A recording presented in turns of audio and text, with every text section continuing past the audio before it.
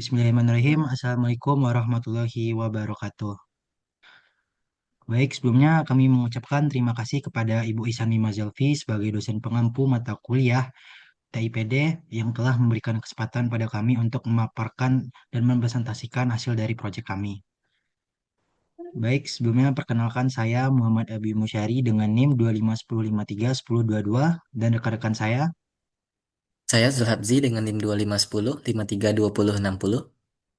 Saya Tasya Wulandari dengan NIM 2510 532044. Dan saya Abdul Aziz Ariski dengan NIM 2510532004.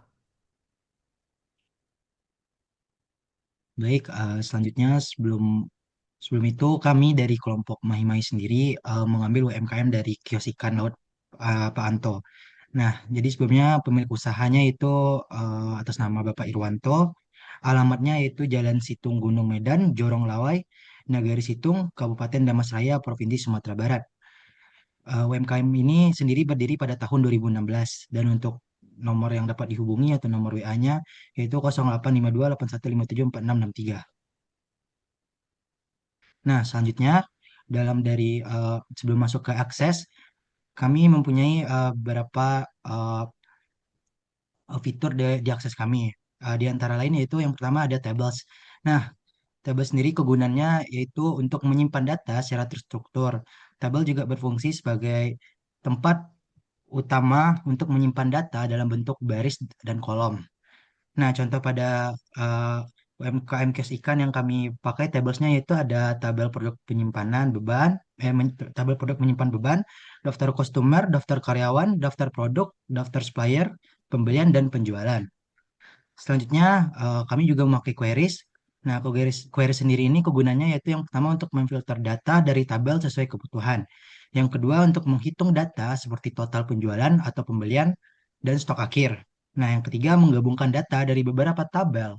Dan keempat memperbarui atau menghapus banyak data sekaligus.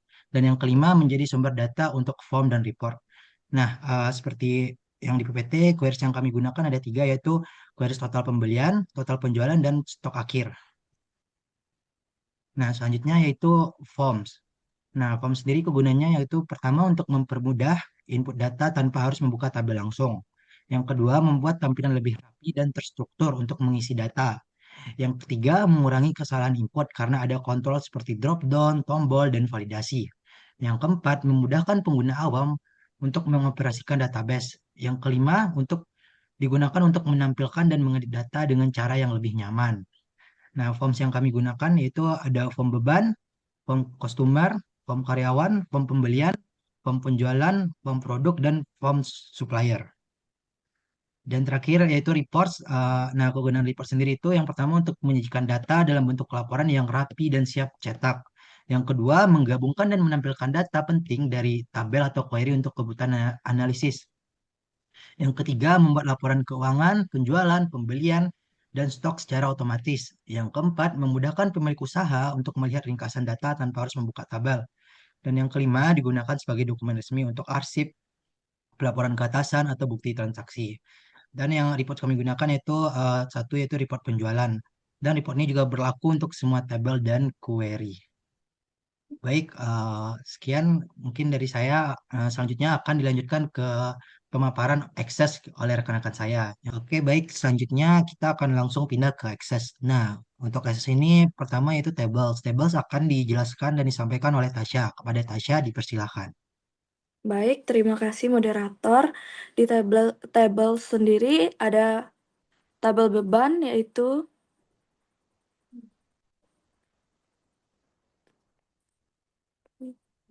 Oke, di sini kami ada tanggal, ada keterangan dan jumlah. Tolong buka desain view-nya. Oke. Di tanggal kami menggunakan date atau time, di keterangan kami menggunakan short text, dan di jumlah kami menggunakan currency. Baik, selanjutnya daftar customer. Kami menggunakan kode pelanggan, nama, jenis kelamin, alamat, nomor HP. Oke, di kode pelanggan kami menggunakan short text, di nama menggunakan short text juga, di jenis kelamin juga short text, alamat menggunakan short text, dan nomor HP juga menggunakan short text. Oke, di daftar karyawan kami menggunakan ID karyawan, nama karyawan, jabatan, jenis kelamin, tanggal lahir, agama, nomor HP, alamat. Di design view kami ID karyawannya menggunakan short text, nama karyawan menggunakan short text, jabatan menggunakan short text, jenis kelamin menggunakan short text, tanggal lahir menggunakan date or time, agama menggunakan short text, nomor HP menggunakan short text, dan alamat menggunakan short text. Baik di daftar produk, di sana ada kode produk, nama produk, harga jual. Di kode produk kami menggunakan short text, di nama produk juga menggunakan short text, dan di harga jual menggunakan currency. Baik di daftar supplier, di sana ada kode, ada nama supplier, jenis kelamin, alamat, dan nomor HP. Di kode kami menggunakan short text, di nama supplier juga short text, jenis kelamin short text, alamat juga short text, dan nomor HP juga short text. Baik di pembelian, di sana ada tanggal, bukti pembelian, kode supplier, kode produk, harga beli, berat per kilo, dan jumlah pembelian. Di tanggal kami menggunakan date or time, di bukti pembelian kami menggunakan short text, kode supplier menggunakan short text, kode produk juga menggunakan short text, di harga beli menggunakan currency, di berat per kilo kami menggunakan number, dan jumlah pembelian menggunakan calculate.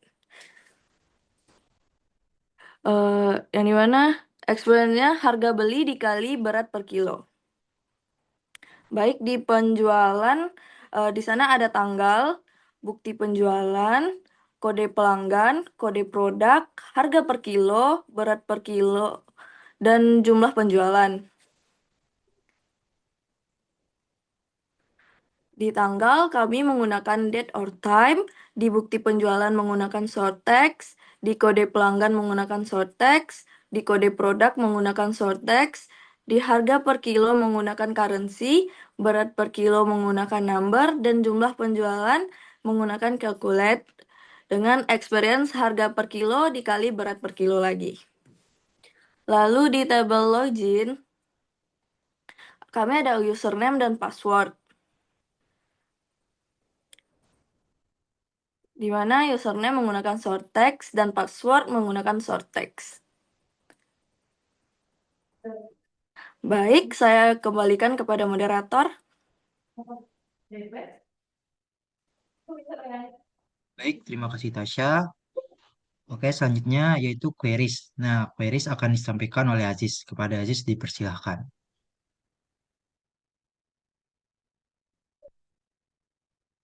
Baik, terima kasih kepada moderator sebelumnya. Melanjutkan penjelasan Tasya dan juga pembahasan Nabi tadi sebelumnya. Jadi queries secara singkatnya fungsinya adalah untuk menyatukan beberapa tabel yang memiliki fungsi yang sama. Nah, di sini kami memusatkannya kepada 3 queries. Yang pertama itu kita akan membahas di query total pembelian. Dengan rinciannya ada kode produk, yaitu terdiri atas unsur P, kemudian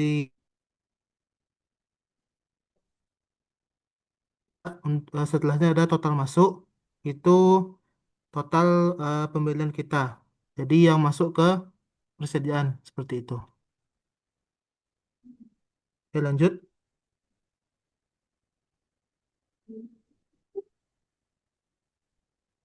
Kemudian di design view-nya, di sini query total pembelian. menggunakan sum juga. Kemudian ada fieldnya, kode produk, pembelian, grup buy, total masuk, berat per kilo, pembelian, dan sum.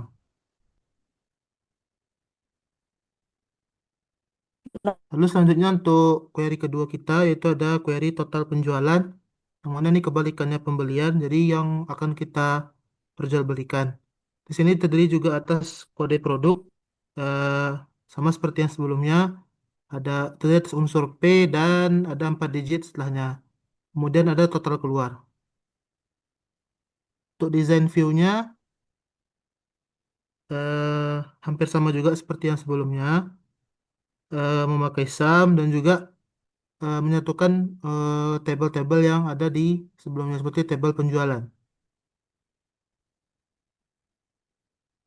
Dan yang terakhir ada query stok akhir, yang mana ini bisa kita bilang gabungan dari query pembelian dan penjualan, terdiri atas kode produk, nama produknya juga ada, lalu total masuk, total keluar, dan stok akhir. Nah, di sini yang terotomisasi, terotomisasi karena setiap kali ada pembelian atau penjualan itu nilainya akan selalu terupdate dan akan selalu uh, keluar hasilnya. Jadi seperti saldo, istilahnya seperti itu. Ini bisa kita lihat ada yang 40, kemudian keluarnya 6, maka stoknya langsung ke 34 dan seterusnya. Mungkin sekian dari saya kembalikan kepada moderator. Baik, terima kasih Aziz. Selanjutnya yaitu ada forms. Nah, forms sendiri akan dijelaskan oleh Zul. Kepada Zul dipersilakan. Baik, terima kasih moderator. Saya Zulhabzi akan menjelaskan mengenai form. Nah, form ini kita memiliki banyak form, mulai dari form beban, customer, hingga form utama. Nah, di sini kita bisa memulai dengan form login terlebih dahulu. Di sini kita punya username dan password. Nah, untuk username dan password sebenarnya kita ada di tabel login ini. Di sini ada passwordnya. Nah, contohnya kita masuk ke form login. Di sini ada username namanya Anto dan passwordnya itu adalah Anto. Nah, kita login. Oh, salah ya. Saya ulang lagi. Login dan kita secara otomatis akan dimasukkan ke dalam satu form utama. Yang di dalam satu form utama ini terdiri dari berbagai form lain gitu. Mulai dari form beban, customer, form karyawan, pembelian, hingga form supplier. Nah, kita juga bisa di sini menambahkan di form beban ini, kita bisa menambahkan lagi uh, tam- dengan cara baru nggak ada ya, Ziz? Dengan cara next ini, nanti kita tinggal pilih tanggalnya. Misalnya sekarang kita di kios ikan Anto dia beli beli batu es.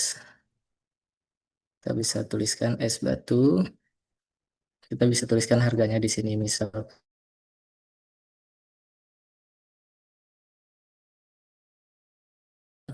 beli es batu 25.000. Tabel beban. Begitupun form-form lainnya juga sama. Nanti kita klik ini aja, nanti akan terbuka baru. Lalu tinggal kita save. Kalau kita mau hapus juga ada di sini hapus dan begitu. Hmm, sepertinya cukup sekian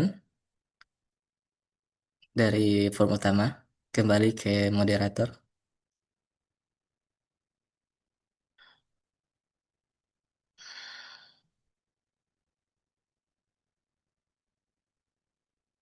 Baik, terima kasih Zul. Selanjutnya yaitu reports. Nah, reports akan dijelaskan oleh Aziz. Kepada Aziz dipersilakan. Baiklah, saya di sini akan membahas bagian terakhir dari tugasnya yaitu tentang reports atau laporannya. Sini reports ini mewakili semua tabel dan query. Jadi misalkan di sini kita mulai dari dari reports form supplier, terdiri atas kode, kemudian nama supplier, jenis kelamin, alamat dan nomor HP-nya. Lalu next untuk report penjualan. Ini lebih kompleks lagi ya, terdiri atas tanggal, bukti penjualan. Nah, bukti penjualannya faktornya itu terdiri atas unsur yang cukup kompleks juga. Lalu ada kode pelanggan, kode produk, harga per kilo, berat per kilo, dan jumlah penjualan. Jumlah penjualannya ini juga sudah memakai rumus ya, yaitu harga per kilonya dikali nanti dengan berat per kilo. Kemudian next,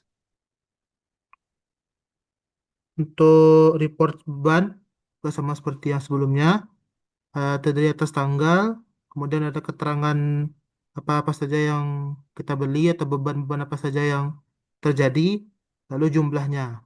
Kemudian di bawahnya ada total juga. Di total seluruh report itu ditotalkan sehingga kalau menurut report beban ini totalnya ada di Rp108.000. Next, selanjutnya ada report form customer. Sama seperti sebelumnya juga ada kode pelanggan, ada namanya, ada jenis kelamin, dan alamat serta nomor HP.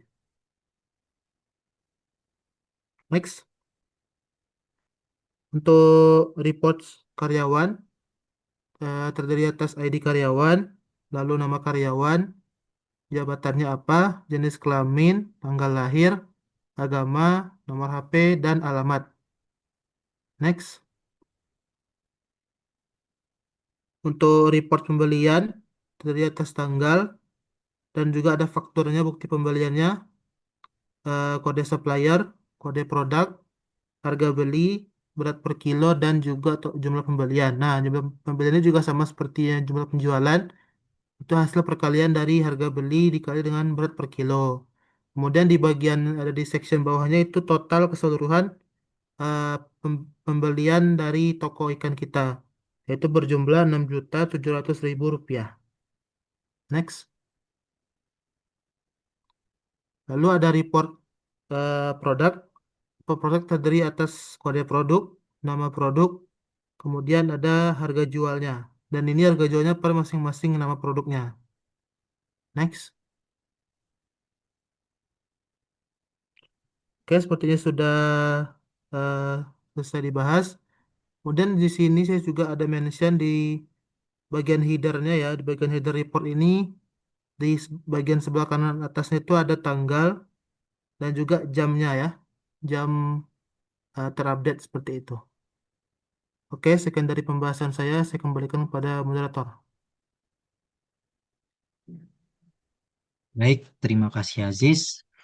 Mungkin dengan berakhirnya materi yang penyampaian pemaparan dari Aziz tadi berakhir juga dengan presentasi dari kelompok kami.